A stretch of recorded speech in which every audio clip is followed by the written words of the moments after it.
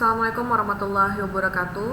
Topik pembahasan kita pada hari ini adalah lembaga keuangan bank. Definisi dan tujuan dari Bank Indonesia. Sebelumnya kita masuk terlebih dahulu kepada definisi bank sentral, yaitu bank dengan tugas pokok membantu pemerintah dalam mengatur, menjaga dan memelihara kestabilan nilai rupiah, memelihara cadangan devisa, mengawasi aktivitas perbankan, memelihara rekening perbankan guna meningkatkan taraf hidup rakyat. Di Indonesia, Bank Sentral dipimpin oleh Bank Indonesia. Tujuan tunggal dari Bank Indonesia adalah menjaga kestabilan nilai rupiah. Nah, kestabilan nilai rupiah ini mengandung dua aspek, yaitu kestabilan nilai mata uang terhadap barang dan jasa, atau perkembangan laju inflasi, dan yang kedua adalah kestabilan nilai tukar rupiah terhadap mata uang negara lain, atau biasanya kita bertransaksi di money changer. Nah, perkembangan laju inflasi ini sangat berpengaruh terhadap tingkat perekonomian di suatu negara. Nah, inflasi itu adalah kenaikan harga-harga barang dan jasa yang dapat dilihat secara periode tertentu. Ada yang per bulan, ada yang per 3 bulan, per 6 bulan, bahkan sampai per tahun. Nah, dari nilai laju inflasi itulah kita harus memperhatikan bagaimana perekonomian kita itu akan berjalan ke depannya. Apakah perekonomian kita mengalami surplus ataupun mengalami resesi. Nah, seperti yang kita ketahui pada saat pandemi saat ini, pemerintah Indonesia menyatakan bahwa kita sedang mengalami resesi, tapi masih dalam taraf yang wajar. Maka dari itu, kalian perlu mengetahui berapa sih inflasi Indonesia pada tahun 2020 sebelum pandemi dan sampai dengan masa pandemi sampai dengan saat ini. Kalian harus mengetahui berapa jumlah yang pastinya. Tugas Bank Indonesia untuk mencapai tujuan tersebut, maka Bank Indonesia itu didukung oleh 3 pilar yang merupakan 3 bidang tugasnya. Agar mencapai dan memelihara kestabilan nilai rupiah, maka memerlukan menetapkan dan melaksanakan kebijakan moneter, mengatur dan menjaga kelancaran sistem pembayaran dan stabilitas sistem keuangan. Maka dari itulah akan terciptanya kestabilan nilai mata uang rupiah dan didukung dengan manajemen intern lainnya. Nah, pada saat ini Bank Indonesia itulah yang mengeluarkan kebijakan moneter. Nah, coba diingat lagi pada saat kelas pengantar ekonomi makro yang mengeluarkan kebijakan fiskal siapa? Ayo coba diingat ya. Jadi kan bisa sambil merefresh pelajaran-pelajaran yang sudah dipelajari sebelumnya.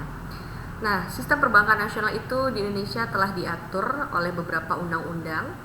Ini ada beberapa undang-undang yang sudah saya tuliskan di slide ini. Nah, perbankan Indonesia memiliki tujuan menunjang pelaksanaan pembangunan nasional dalam rangka meningkatkan pemerataan, pertumbuhan ekonomi, dan stabilitas nasional ke arah peningkatan kesejahteraan rakyat banyak. Jadi peran perbankan ini di suatu negara, nggak hanya Indonesia, di negara luar pun itu sangat berpengaruh penting terhadap pembangunan nasional kita.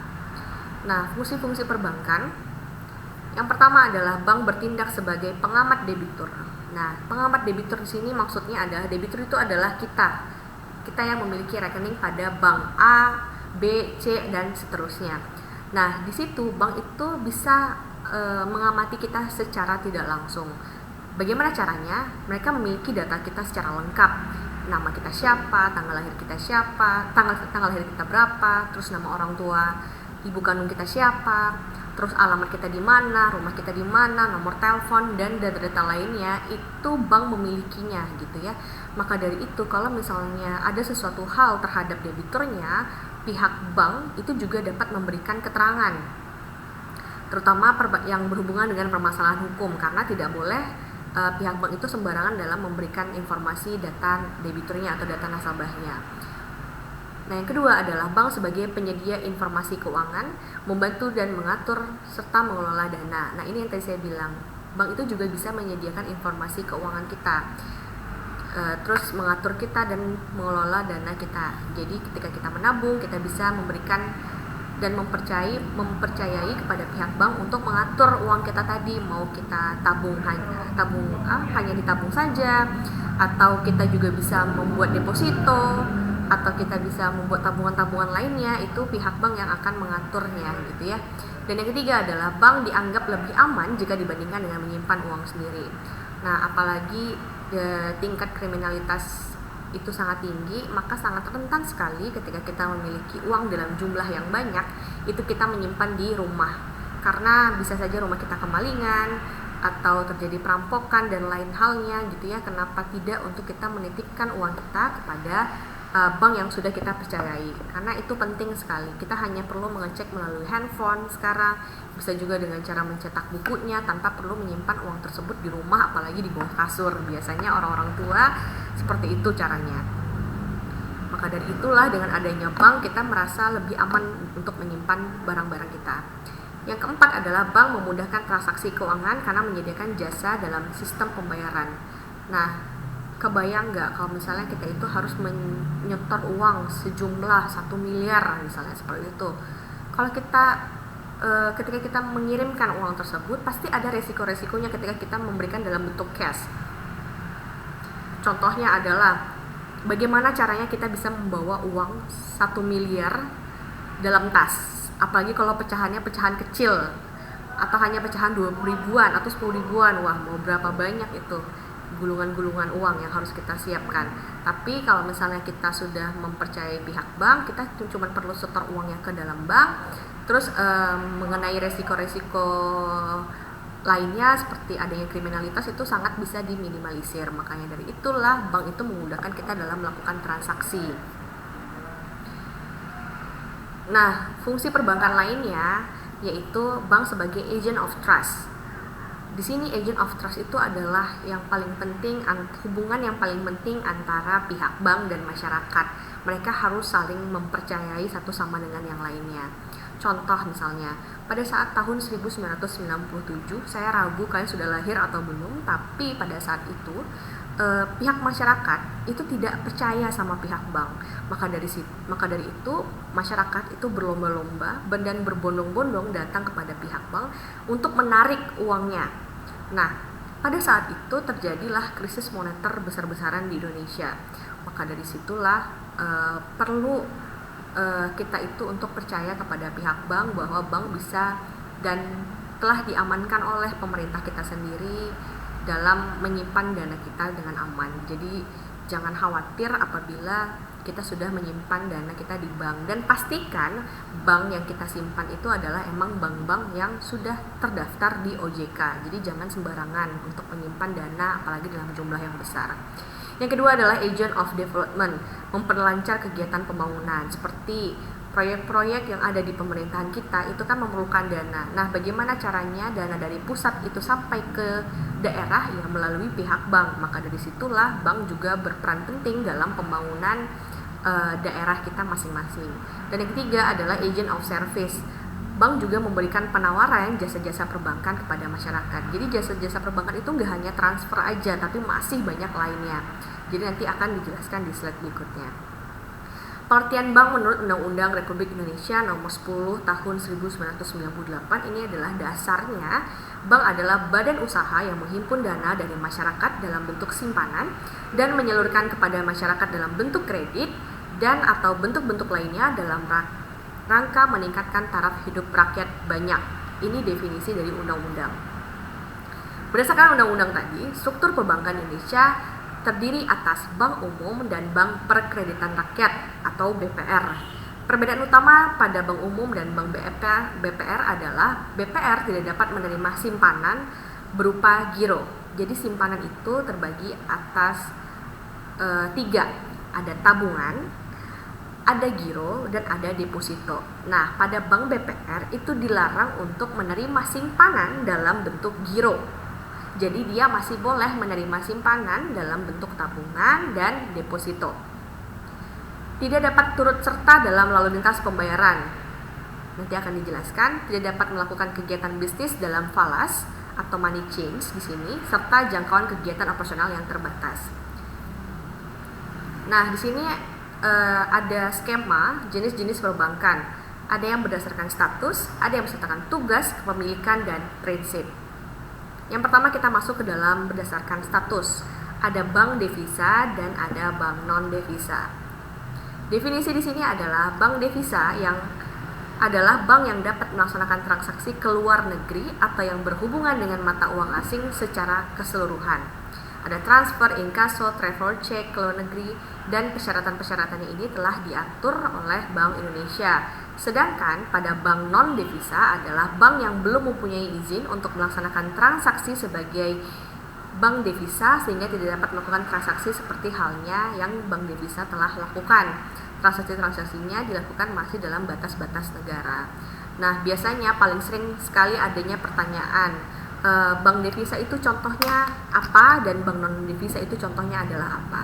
Nah, kalau bank devisa itu contohnya adalah bank-bank umum yang kita ketahui secara langsung pada saat ini. Ada Bank BRI, Mandiri, BNI, terus kalau Bank BCA, dan masih banyak lagi bank-bank lainnya. Nah, intinya adalah pada bank devisa itu berhak untuk melakukan transaksi ke luar negeri. Jadi kartu ATM-nya, contoh paling gampang adalah kartu ATM-nya itu biasanya terdapat logo Mastercard atau Visa seperti itu. Jadi ini saya contohkan kartu ATM saya itu, ini ada logo Mastercard-nya. Lalu di belakang kartunya ada logo Cirrus, dan biasanya juga ada logo Visa. Mana ya? Ini ada banyak. Bentar, kita contohkan biar kalian gampang.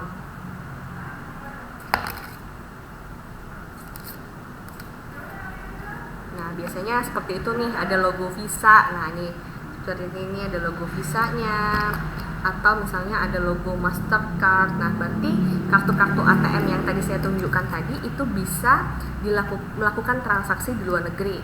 Nah, biasanya dulu kalau misalnya saya berpergian ke luar negeri, kadang-kadang saya jarang sekali membawa uang tunai. Hanya sedikit saja uang tunai, biasanya hanya untuk makan. Tapi sisanya itu saya biasanya melakukan transaksi melalui kartu debit saja atau kartu kredit aja gitu ya. Jadi nggak perlu bawa uang tunai terlalu banyak karena beresiko juga, apalagi di luar negeri seperti itu. Nah, kalau misalnya bank non devisa itu contohnya apa? Bank non devisa itu contohnya adalah bank-bank yang jarang kita dengar namanya, tapi bank itu eksis dan ada. Biasanya bank-bank tersebut berada di kota-kota besar, biasanya di Jakarta. Nah, contoh-contohnya itu adalah Bank Arta.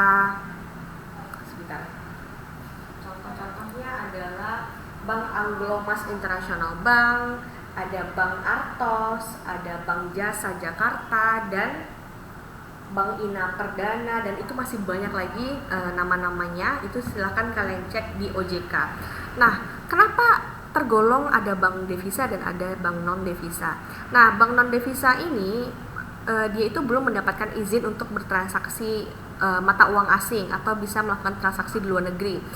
Nah, biasanya bank non devisa ini transaksinya itu hanya berada di wilayah tertentu saja. Misalnya kalau misalnya dia adanya di Indonesia, berarti hanya berlaku dan bisa melakukan transaksi hanya di Indonesia saja, seperti itu.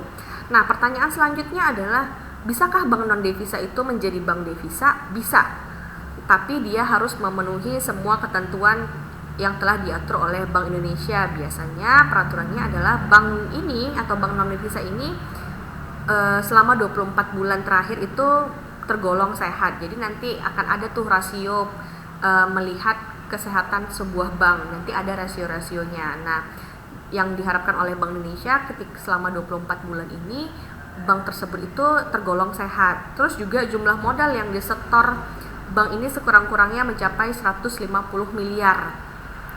Lalu ada rasio modal CAR bank dalam bulan terakhir itu telah mencapai 10%, serta bank yang bersangkutan telah melakukan persiapan untuk dapat melakukan kegiatan usaha perbankan dalam valuta asing, ditinjau dari aspek organisasi, SDM yang diperlukan, penyediaan pedoman operasional, kegiatan usaha perbankan dalam valuta asing, sistem administrasi, dan sistem pengawasannya.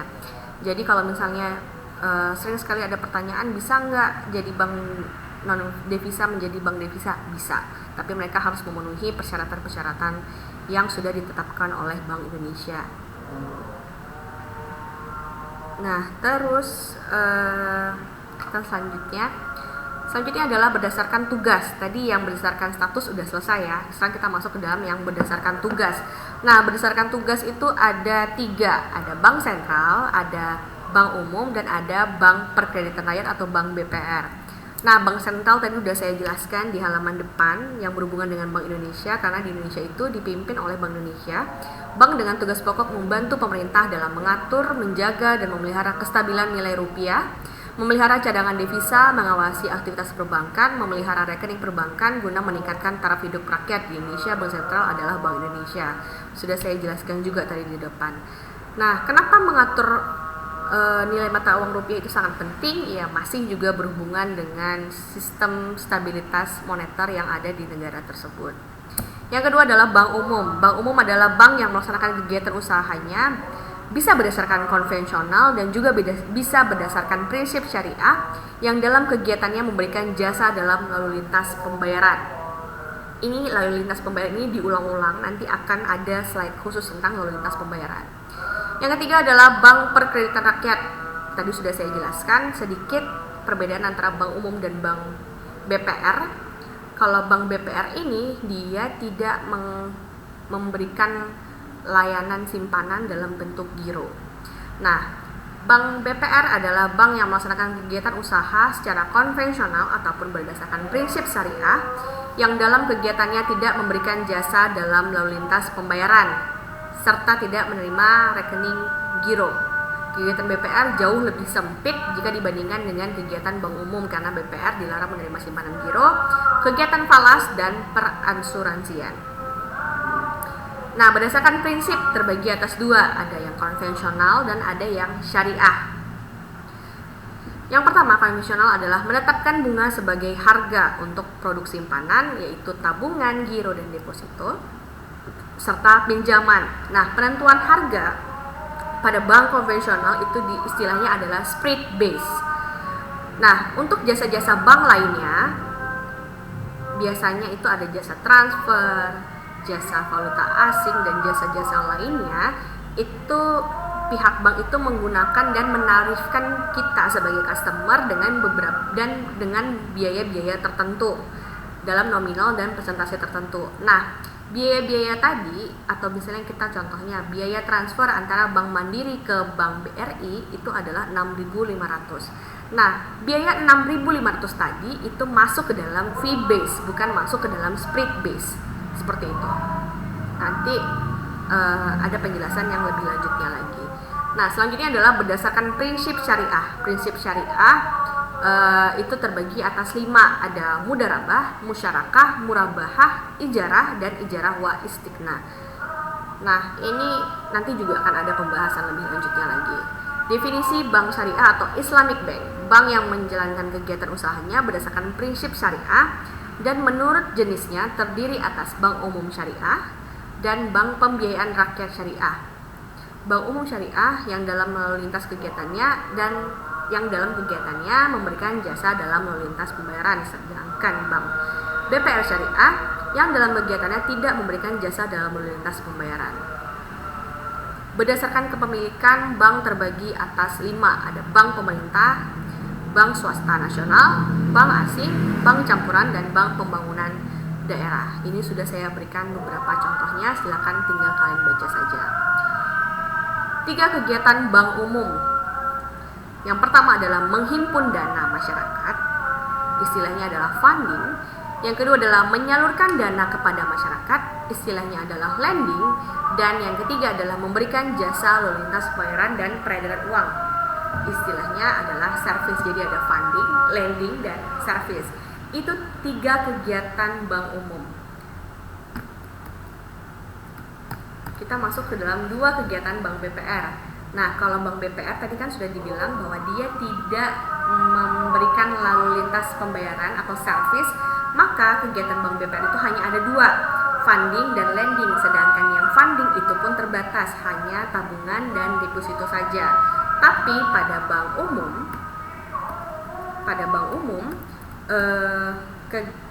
fundingnya itu termasuk tabungan, giro, dan deposito. Kita masuk ke dalam 3 kegiatan bank umum. Yang pertama adalah funding. mengumpulkan atau mencari dana dengan cara membeli dari masyarakat luas. Nah, petugas banknya itu adalah founding officer. Nah, bagaimana strategi mereka agar masyarakat itu mau menanamkan uangnya, mengumpulkan uangnya itu kepada bank tersebut dengan cara menawarkan kepada masyarakat agar mau menanamkan dananya dalam bentuk simpanan, giro, tabungan, dan deposito. Ingat ya, ada giro, tabungan, dan deposito. Lalu balasannya apa yang didapat masyarakat ketika dia menanamkan uangnya di bank tersebut? Nah, balasannya adalah dalam bentuk bunga kalau bank konvensional, dan bagi hasil kalau bank yang berdasarkan prinsip syariah. Lalu juga bisa memberikan hadiah. Biasanya ini terjadi pada nasabah-nasabah prioritas, misalnya dia ulang tahun, yang pemilik rekeningnya misalnya suaminya itu nasabah prioritas di Bank BRI misalnya kayak gitu. Nah, pada saat dia ulang tahun, istrinya ulang tahun, anaknya ulang tahun, terus ulang tahun pernikahan, ulang tahun cucu, dan sebagainya, atau ada acara-acara penting lainnya, biasanya pihak bank itu akan memberikan hadiah kepada customernya. Bisa berupa barang, bisa berupa karangan bunga, dan lain-lainnya. Terus juga bisa memberikan pelayanan yang ekstra kepada customernya. Jadi itulah balas jasa kepada customer pada bank umum. Lalu yang kedua adalah menyalurkan dana kepada masyarakat atau lending. Setelah uang yang tadi dikumpulkan oleh funding officer tadi masuk ke dalam bank, maka bank pun berhak untuk menyalurkan kembali uang-uang tersebut dalam bentuk pinjaman ataupun kredit. Nah, petugas banknya itu adalah lending officer. Nah, penerima kredit adalah debitur. Bunga dan biaya administrasi pada bank profesional dan pada bank syariah adalah bagi hasil atau penyertaan modal. Besarnya bunga kredit adalah sebesar bunga simpanan. Keuntungan yang diambil, cadangan risiko kredit macet, pajak, dan lain-lainnya ini harus diperhitungkan pada saat bank memberikan pinjaman kepada masyarakat luas. Nah, funding dan lending ini adalah kegiatan utama semua perbankan. Tapi ada beberapa yang diperbolehkan dan ada yang tidak diperbolehkan. Tapi funding dan lending adalah dua kegiatan utama pada perbankan. Yang ketiga adalah kegiatan bank umum, memberikan jasa lalu lintas pembayaran dan peredaran uang atau istilahnya service. Tadi sering sekali diulang-ulang jasa lalu lintas pembayaran. Itu sebenarnya apa? Nah, bank itu memberikan kegiatan jasa-jasa pendukung lainnya selain sekedar transfer yang seperti yang kita ketahui, tapi ternyata masih banyak lagi aktivitas-aktivitas lainnya yang dapat bank itu lakukan untuk mendukung kelancaran kegiatan menghimpun dan menyalurkan dana. Yang pertama adalah jasa pemindahan uang atau transfer. Itu sering sekali kalian gunakan. Seperti kayak membayar uang kuliah aja itu sudah tergolong dalam jasa pemindahan uang atau transfer. Yang kedua adalah jasa penagihan atau inkaso. Ini biasanya berhubungan dengan orang-orang yang punya pinjaman. Jadi pihak bank menagih kepada customer itu adalah jasa penagihan namanya. Yang ketiga adalah jasa clearing. Jasa clearing ini adalah biasanya berhubungan dengan transaksi giro, simpanan giro ya. Kalau simpanan giro itu nanti ketika kita memiliki rekening giro, kita akan diberikan billet giro ataupun cek. Nah, misalnya saya memiliki cek itu atau giro, billet giro itu Bank BRI. Saya ingin mentransfer billet giro tadi kepada Bank Mandiri. Nah, dalam bentuk cek billet giro tadi. Maka misalnya nominalnya adalah sekitar 100 juta rupiah. Nah, si jasa clearing tadi ketika kita datang ke bank BRI tadi, kita akan bilang pada petugas banknya, saya mau mentransfer uang yang ada di billet giro saya ini 100 juta kepada Bank Mandiri. Maka cek yang tadi kita berikan kepada teller tadi itu akan dikumpulkan dalam perharinya. Biasanya itu terbagi atas 2 kali transaksi. Ada yang jam 11 dan ada yang jam 2 siang. Jadi nanti seluruh petugas-petugas bank yang memiliki jasa clearing itu akan berkumpul di satu tempat. Kalau di Tanjung Pinang itu akan berkumpul di Bank Mandiri. Jadi seluruh bank, ada Bank BRI, Bank Panin, Bank Danamon, dan semua bank lainnya yang memiliki jasa clearing itu akan berkumpul di satu tempat. Nah, setelah itu mereka akan saling tukar menukar. Nih mau kirimnya ke Bank Mandiri nih, ini mau kirimnya ke BCA nih, ini mau kirimnya ke BRI nih. Lalu mereka akan melakukan transaksi. Setelah itu barulah uang itu bisa berpindah. Nanti setelah kita menukar-nukar, nanti akan masuk ke dalam sistem. Lalu uang itu akan ditransfer antara Bank BRI ke Bank Mandiri sejumlah 100 juta rupiah. Itu yang istilah yang paling gampangnya. Lalu ada jasa penjualan mata uang asing atau falas.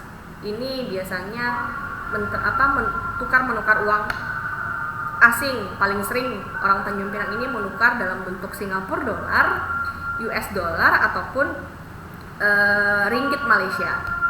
Nah, kalau misalnya kita nggak mau ke bank, itu juga bisa melakukan transaksi pada money change. Biasanya money change itu paling banyak di wilayah daerah pasar atau di Batu Sembilan juga ada.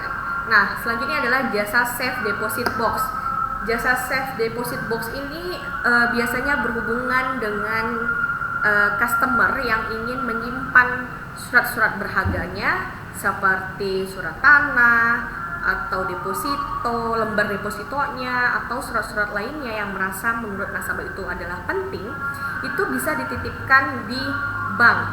Nanti akan diberikan satu buah box beserta kunci yang bisa kita masukkan surat-surat tersebut di dalam box tadi. Nah, itu memiliki ada biaya administrasinya atau ada biaya sewanya, ada sewa per bulan, ada sewa per tahun gitu ya. Nah, biasanya itu yang paling sering meminta jasa safe deposit box ini biasanya orang-orang yang memiliki surat tanah yang sangat banyak, karena mungkin dia merasa tidak aman untuk simpan di rumahnya. Misalnya rumahnya ini rawan banjir atau rumahnya ini takut kebakaran. Jadi kalau misalnya dia simpan di bank, kalau misalnya terjadi hal-hal yang tidak diinginkan, surat-surat tadi dapat diselamatkan. Jadi safe deposit box ini tidak hanya surat aja, bisa juga uang, bisa juga emas dan lainnya. Tapi biasanya kalau uang pasti disarankan untuk masuk ke dalam rekening.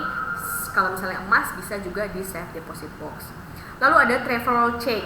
Biasanya ini dikeluarkan pada bank-bank devisa yang tadi saya bilang bisa melakukan transaksi di luar negeri. Biasanya Mandiri tuh biasanya mengeluarkan travel check. Misalnya kita mau kita ini mau berpergian ke negara Eropa. Kita males megang uang tunai, maka kita tinggal membawa saja travel check tadi. Kita bisa melakukan transaksi dimanapun pada negara-negara Eropa dengan menggunakan travel check tadi. Seperti itu cara gampangnya. Nanti bisa kalian googling lagi contoh-contoh dari travel check itu seperti apa. Lalu ada bank card. Bank card itu adalah kartu bank. Kartu bank itu ya ini yang tadi saya tunjukkan tadi, kartu-kartu bank ini. Jadi selain itu juga ada bank draft atau wesel accept. Nah, ini juga salah satu jasa lalu lintas pembayaran. Lalu juga ada letter of credit atau LC. Biasanya LC ini berhubungan dengan transaksi pembayaran ekspor dan impor. Biasanya itu pengusaha-pengusaha yang menggunakan letter of credit tadi. Lalu yang terakhir adalah bank garansi atau referensi bank. Ini contohnya adalah ketika kita memiliki sebuah perusahaan atau sebuah CV yang bergerak pada bidang kontraktor atau pembangunan, kita ingin mengikuti tender pemerintah.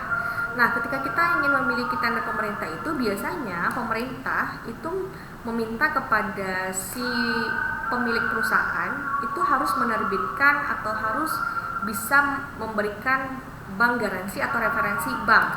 Nah, maka dari situ pihak bank itu akan memberikan surat pernyataan bahwa misalnya saya memiliki sebuah perusahaan, saya ingin mengikuti tender pemerintah, maka saya kan juga menabung di bank tersebut.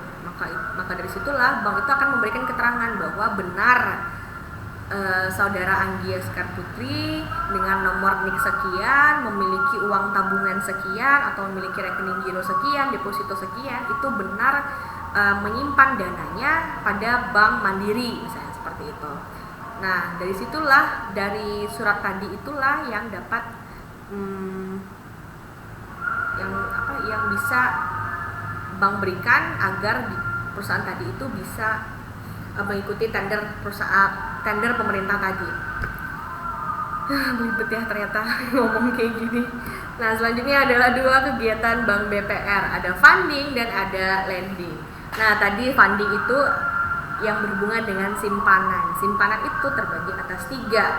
Ada tabungan, ada giro, dan ada deposito. Nah, tapi pada Bank BPR itu hanya boleh 2 aja. Hanya boleh tabungan dan hanya boleh deposito. Lalu yang kedua adalah lending. Lending ini nggak ada terbatas, boleh dilakukan apa saja selagi masih berhubungan dengan kredit. Ada kredit investasi, ada kredit modal kerja, kredit perdagangan, dan masih banyak kredit-kredit lainnya lagi. Lalu apa saja larangan-larangan pada Bank BPR? Tidak boleh menerima simpanan giro, terus tidak boleh mengikuti clearing. Tadi kan sudah saya bilang giro itu pasti berhubungan dengan clearing. Lalu tidak boleh melakukan transaksi valuta asing dan juga tidak boleh melakukan kegiatan asuransi. Penjelasan kegiatan usaha BPR.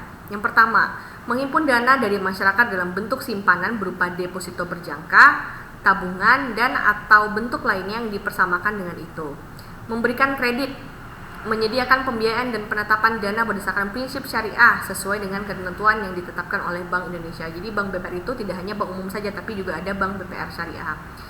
Yang keempat adalah menempatkan dananya dalam bentuk sertifikat Bank Indonesia atau SBI, deposito berjangka, sertifikat deposito, dan atau tabungan pada bank lainnya. Nah, ada 3 kegiatan bank campuran dan bank asing. Yang pertama adalah funding. Tapi di sini pada bank campuran dan bank asing ternyata dilarang menerima simpanan dalam bentuk tabungan. Jadi kalau dia masih menerima dalam bentuk giro dan dalam bentuk deposito berarti masih diperbolehkan. Contoh bank campuran apa? Tadi coba diputar lagi slide berikutnya. Jadi kalau pada bank campuran dan bank asing itu dilarang menyimpan dalam bentuk tabungan. Kalau misalnya bank BPR dilarang menyimpan dalam bentuk giro. Yang kedua adalah lending. Ini juga bebas. Apalagi kalau misalnya bank campuran atau bank asing itu biasanya berhubungan dengan perdagangan internasional, bidang industri dan produksi, dan penanaman modal asing atau PMA. Yang ketiga adalah service.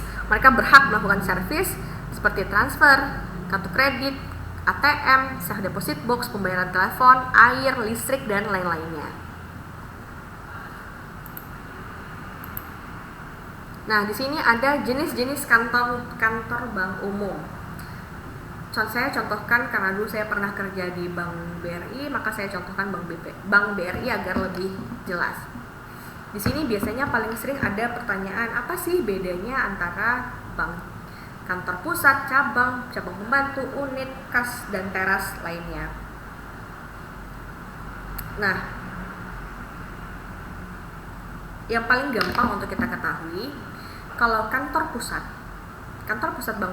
Bank BRI itu tidak melayani transaksi kepada customer. Jadi dia pure hanya sebagai manajemen dari bank tersebut.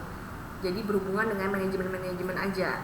Jadi dia tidak ada tuh melakukan transaksi transfer.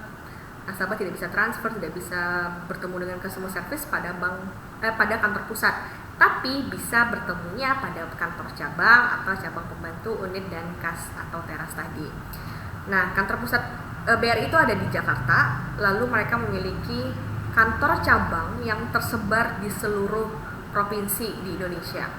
Nah, kantor cabang itu bisa melakukan semua transaksi, bisa melakukan transfer, bisa bertemu dengan customer service, bisa melakukan pinjaman.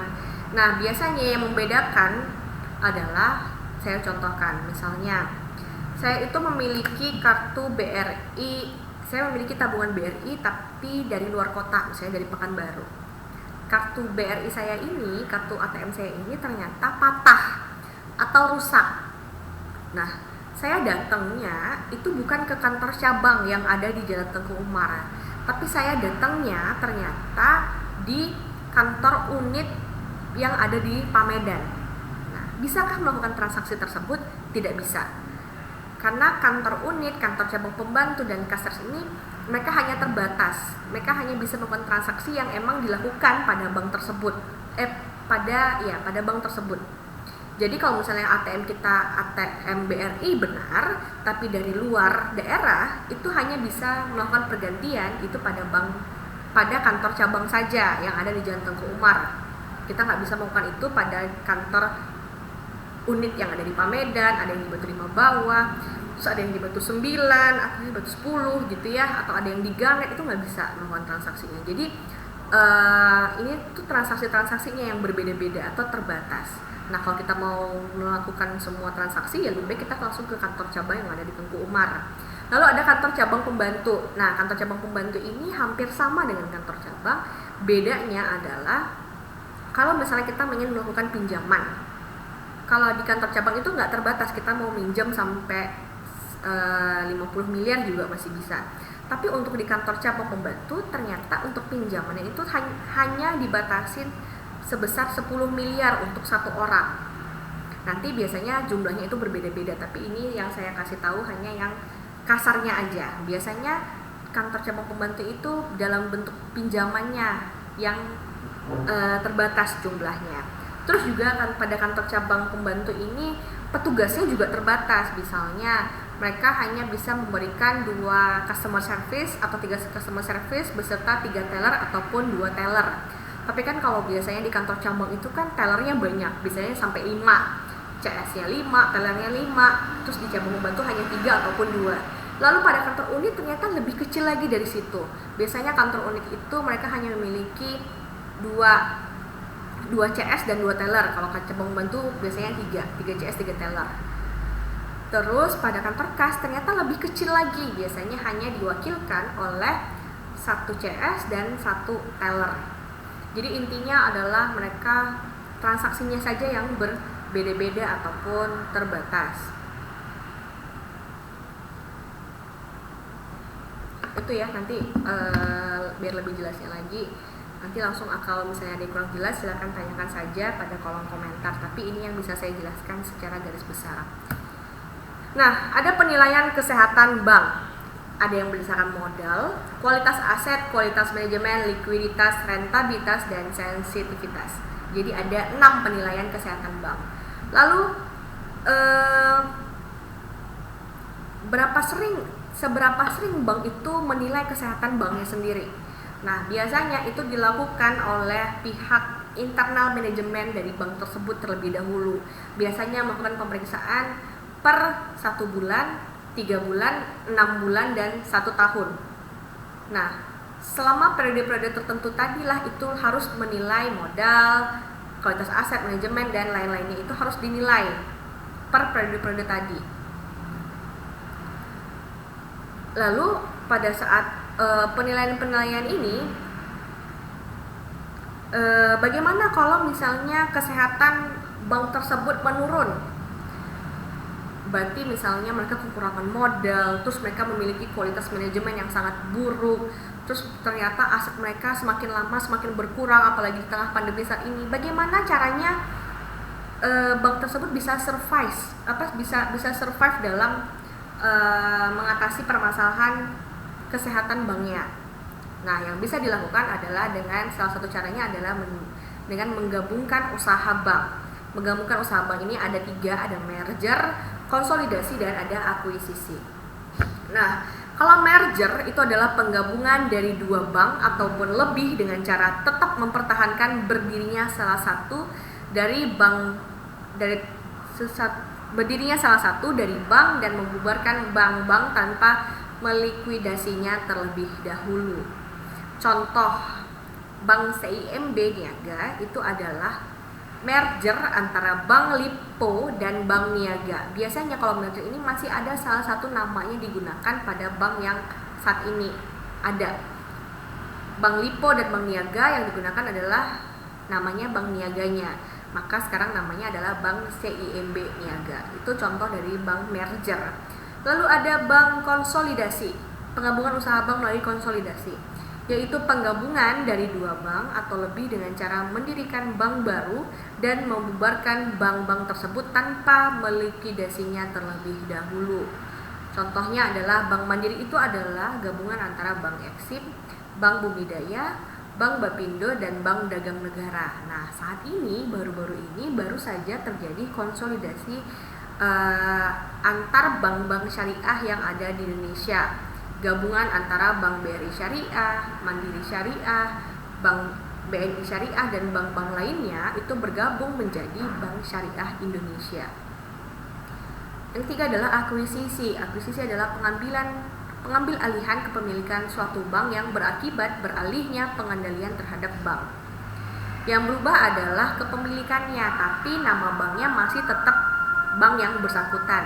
Contoh, Bank Agroniaga itu namanya tetap Bank Agroniaga walaupun kepemilikannya sudah berpindah menjadi milik Bank BRI, seperti itu. Alasan suatu bank melakukan merger, konsolidasi, dan akuisisi biasanya bergantung pada masalah kesehatan bank.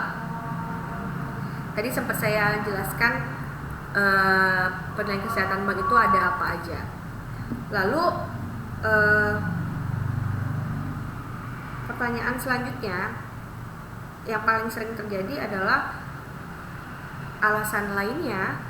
Yang kedua adalah modal yang dimiliki relatif kecil sehingga sulit melakukan ekspansi. Biasanya bank itu berharap semakin banyak kantor cabang yang bisa dia buka di berbagai daerah. Tapi kalau modalnya kecil, maka sangat sulit untuk melakukan ekspansi. Maka dari itulah biasanya dia bisa melakukan merger, konsolidasi, ataupun akuisisi pada bank-bank lainnya. Yang ketiga adalah memiliki manajemen yang sangat buruk. Nah, manajemen yang sangat buruk itu akan berhubungan dengan sumber daya manusianya. Coba kalian bayangkan ketika kalian melakukan transaksi pada bank A misalnya, atau bank B, tapi manajemennya sangat buruk. Misalnya pelayanan customer service-nya sangat bobrok sekali, customer service-nya nggak mau senyum, nggak ramah, atau tidak bisa menyelesaikan masalah kalian. Terus pada saat kalian melakukan transaksi teller juga sama, tellernya salah-salah kerjanya, terus nggak benar atau lainnya, itu pasti akan memberikan dampak yang sangat buruk terhadap bank tersebut, karena biasanya berarti dia tidak bisa mengatasi komplain-komplain yang telah diberikan oleh masyarakat terhadap bank tersebut. Nah, maka dari situlah akan berkembang isu-isu yang sangat jelek. Misalnya, ketika kita merasa tidak puas terhadap suatu pelayanan, kita biasanya akan bercerita. Nah, cerita kita ini akan beredar dari satu mulut ke mulut yang lainnya. Maka dari situlah akan memberikan stigma negatif pada bank tersebut. Gak usah deh ke bank sana itu pelayanannya nggak bagus, nggak bener, atau misalnya CS-nya jutek atau gimana. Pada akhirnya itu akan berdampak buruk terhadap bank tersebut. Bisa jadi yang menabung ke sana menjadi sedikit atau jumlahnya sangat berkurang. Terus juga orang nggak mau jadi pinjem di bank sana, seperti itu. Jadi makanya manajemen yang sangat buruk itu akan sangat berpengaruh terhadap bank tersebut. Yang keempat adalah administrasi yang kurang teratur. Sudahlah melakukan manajemen yang buruk, administrasinya pun tidak benar. Mereka tidak bisa mengarsipkan data-data atau berkas-berkas dengan sangat baik. Nah, ketika diminta oleh nasabahnya itu kelabakan, di mana barang-barangnya, administrasinya bagaimana, itu sangat buruk. Nah, yang kelima alasan lainnya adalah ingin menguasai pasar. Dia sudah melakukan ekspansi, banyak sekali melakukan ekspansi, tapi ternyata masih kurang, dia masih ingin menguasai semua pasar. Maka dari situlah dia akan melakukan gabungan, bisa merger, konsolidasi, ataupun akuisisi. Nah, merger, konsolidasi, dan akuisisi ini dapat dilakukan atas inisiatif dari bank yang bersangkutan. Misalnya tadi ingin menguasai pasar, itu biasanya inisiatif dari bank tersebut. Maka dari situlah dia bisa melakukan penggabungan bank, atau berdasarkan saran dari bank sentral. Dan inisiatif badan khusus yang bersifat sementara dalam rangka menyehatkan bank.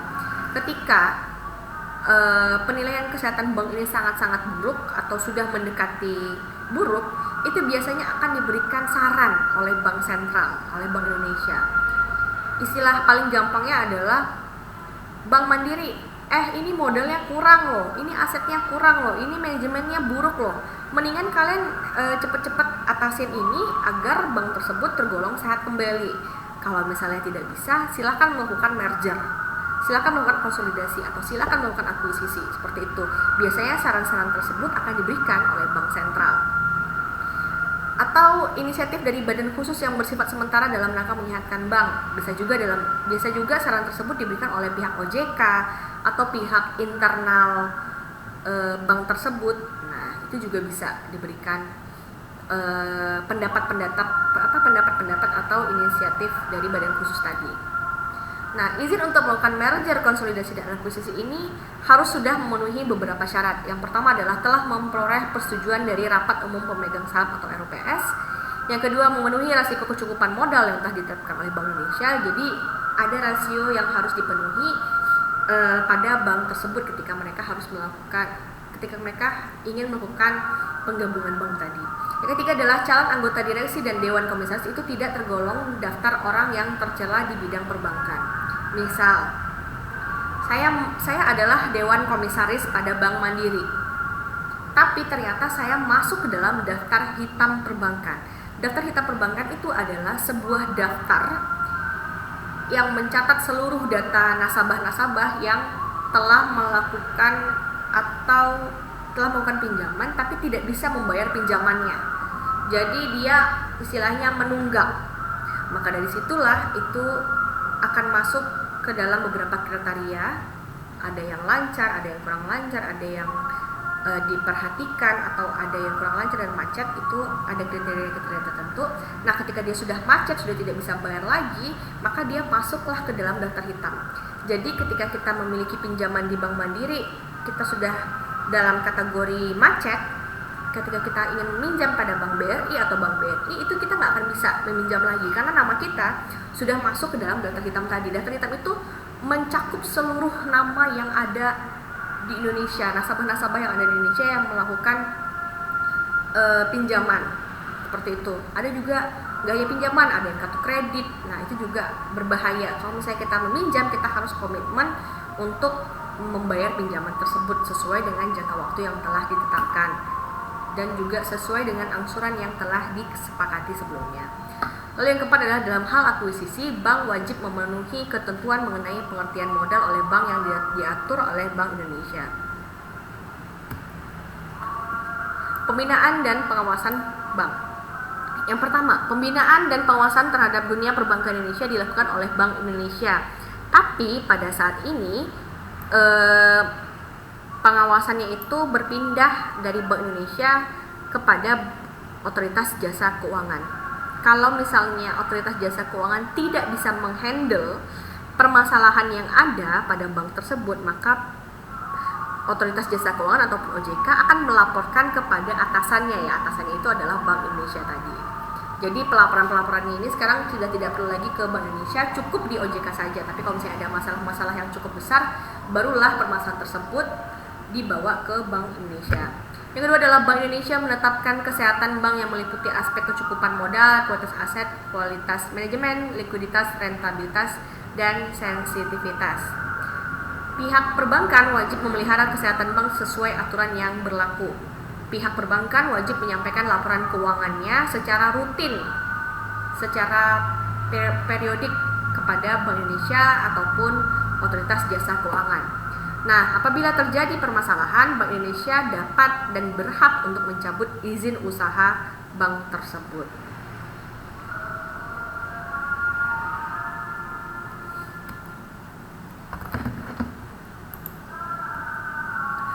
Nah, rahasia bank dan sanksi administratif. Bank harus menjaga keamanan uang. Bank dilarang memberikan keterangan tentang data pribadi nasabah kepada pihak ketiga. Namun, dalam kondisi tertentu, kerahasiaan bank tidak berlaku apabila berhubungan dengan kepentingan pajak atau penyelesaian piutang bank yang sudah diserahkan kepada Badan Urusan Piutang Negara, kepentingan peradilan dalam perkara pidana, tukar-menukar informasi antar bank. Nah, yang tukar-menukar informasi antar bank ini yang seperti yang saya bilang tadi, yang ada daftar hitam tadi, itu berhak pihak bank mengecek daftar hitam yang sudah tersedia. Itu seluruh bank itu hanya mengecek satu sistem tadi, daftar hitam tadi. Nah, kepentingan peradilan dalam perkara pidana, misalnya ada kasus korupsi, maka pihak pengadilan itu berhak meminta data nominal uang terhadap terdakwa. Misalnya terdakwa A, misalnya dia memiliki rekening pada Bank Mandiri, berapa nih jumlah rekeningnya atau kemana saja transaksi uangnya, gitu ya, seperti itu. Nah, itu berhak diberikan oleh pihak bank asalkan sudah dan emang untuk kepentingan peradilan dalam sebuah perkara pidana. Nah, kalau misalnya pihak bank memberikan data nasabah kepada pihak-pihak lain dengan asal-asalan atau secara gamblang memberikan data-datanya, dan ketika orang yang bersangkutan itu tidak menerima, itu bisa diberikan sanksi. Sanksinya itu dalam bentuk pidana. Nah, dulu waktu saya sebagai customer service sering sekali terjadi permasalahan. Misal ada kasus perselingkuhan antara Bapak A dan Ibu A. Lalu Ibu A itu datang kepada saya sebagai customer service bilang, "Mbak, saya ingin mencetak rekening koran suami saya." Dia bawa kartu keluarga, dia bawa buku nikahnya, terus dia bawa kartu ATM suaminya, dia bawa buku tabungan suaminya, beserta KTP dia dan KTP suaminya. Apa yang bisa saya lakukan pada saat itu? Nah, yang saya bisa lakukan saat itu adalah, Ibu, kalau misalnya Ibu ingin meminta data Bapak, Ibu boleh datang bersama Bapak, atau Bapak telah memberikan surat kuasa kepada Ibu untuk meminta data-data tersebut. Saya tidak bisa memberikan data ini secara gamblang kepada Ibu, walaupun Ibu telah membawa berkas-berkas tersebut. Karena kalau misalnya saya memberikan datanya kepada Ibu, ketika Bapak tidak terima atau ketika Bapak tidak menyetujuinya, saya bisa dikenakan sanksi pidana. Nah, seperti itu. Makanya sering sekali terjadi ada kasus perselingkuhan, atau ada anak yang mengambil uang ibunya, atau anak yang mengambil uang bapaknya, seperti itu. Dia ingin bertanya, itu nggak bisa petugas bank itu memberikan data secara sembarangan, karena bisa berdampak yang sangat luar biasa, bisa dikenakan sanksi pidana, dan itu lumayan, kenanya bisa sampai 5 tahunan. Jadi makanya petugas bank itu nggak boleh memberikan data secara sembarangan. Nah, kalau misalnya ada pertanyaan, silakan tanyakan pada kolom komentar kelas. Saya harap penjelasan-penjelasan tentang bank umum, tentang bank syariah, dan materi-materi lainnya itu pasti akan dibahas pada minggu-minggu selanjutnya, karena ada topik khusus yang telah membahas tentang materi-materi yang ingin kalian tanyakan tadi. Nah, itu saja, saya tutup. Wabillahi taufiq wal hidayah. Wassalamualaikum warahmatullahi wabarakatuh.